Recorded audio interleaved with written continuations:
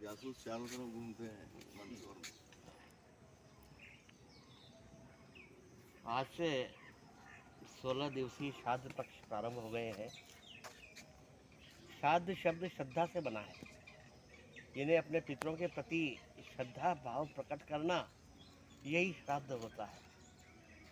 पुत्र किसे कहते हैं? पुत्र दो अक्षर से बना है, पू और त्र। पुण्य नाम नरकात त्रायते इति ते पुत्र। जो मनुष्य को पुण्य नाम के नरक से उद्धार करता है उसे पुत्र कहते हैं। और पुण्य नाम नरक कौन सा? आत्मा की 3 गतियां बताई गई है, जीव की 3 गतियां हैं, स्वर्ग, नरक और मोक्ष। पुण्यात्माएं स्वर्ग में चली जाती है, पापात्माएं नरक में चली जाती है। जो ऋण त्रय से मुक्त हो जाता है वो मोक्ष प्राप्त करता है। तो ऋण त्रय कौन है, कौन से होते हैं? ये ऋण त्रय से मुक्ति दिलाना पुत्र का काम है, पिता को। पहला पूरे जीवन भर अपने पिता की आज्ञा का पालन पुत्र करे, ये पहला उसका ऋण है जो चुकाया है। सुन जननी सोई सुत बड़ भागी, जो पितु मात बचन अनुरागी। जो माता पिता का अनुचित उचित विचार तजी, जे मानही पितु बेन, ते भाजन सब सुयश के बसई अनमर पतिएन। पिता ने जो आदेश दिया है वो उचित है या अनुचित है, इसका विचार पुत्र को नहीं करना चाहिए और बिना विचार किए उसकी आज्ञा का पालन करना चाहिए।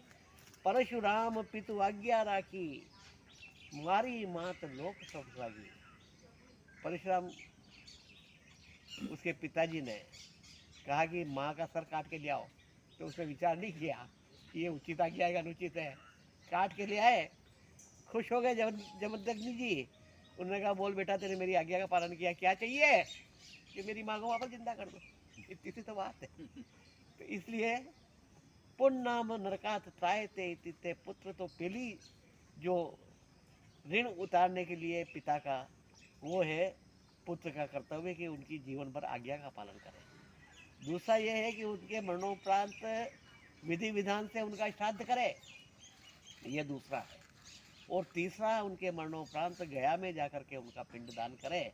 यदि पुत्र अपने पिता के तीनों कर्तव्य निर्वहन कर देता है तो पिता की जीव को मोक्ष प्राप्त हो जाता है। ये इसका श्राद्ध पक्ष में है कि दूसरा जो फर्ज है वह है उसके पिता का श्राद्ध करना, वो इस समय में होता है। और मनुष्य का जो ऋण है वो पुत्र ही चुकाता है और उसी से उसे मोक्ष प्राप्त होता है। अब ये श्राद्ध है, उसके 3 भाग होते हैं। पहला तर्पण, दूसरा पिंडदान और तीसरा ब्राह्मण भोजन। श्राद्ध में 3 चीज़ें होती है। एक तो धूप ध्यान करके, अंजलि छोड़ करके उनका पितरों का तर्पण करें, पिंडदान करें और ब्राह्मण का भोजन करवाएं, तब पितृगण प्रसन्न होते हैं। और यदि आपके पितृ आपके ऊपर प्रसन्न हैं तो आपको इस भौतिक जगत में कभी कोई संकट पड़ने वाला नहीं है, क्योंकि पिता का आशीर्वाद आपके साथ में है। इसलिए आप हर जगह सफल रहेंगे, संपन्न रहेंगे, सुखी रहेंगे। परंतु यदि आपके पितरों ने आपको आशीर्वाद नहीं दिया या वो आपसे रुष्ट है तो फिर इस दुनिया में आपका भला करने वाला कोई भी नहीं है। इसलिए पितृदोष भी इसी कहते हैं और उसका निवारण किया जाता है। तो पितृदोष क्यों होते हैं कि आप पिता को तृप्त नहीं करते हैं, संतुष्ट नहीं करते हैं। तो पितरों को संतुष्ट करने, तृप्त करने का जो समय है वो 16 दिन का श्राद्ध है। इन दिनों में अपने जिन जिन की भी प्रियजनों की मृत्यु हुई है, वो ये उदया तिथि से इसका कोई मतलब नहीं है। जिस तिथि को उसकी मृत्यु हुई उसी तिथि का उसका श्राद्ध किया जाना चाहिए। और श्राद्ध का समय अपराह्न 12 बजे बाद का होता है। 12 बजे से पहले किया हुआ श्राद्ध संबंधित व्यक्ति को पुण्यदायी नहीं होता है। इसलिए अपराह्न में श्राद्ध किया जाए, ब्राह्मणों को भोजन कराया जाए, धूप ध्यान किया जाए।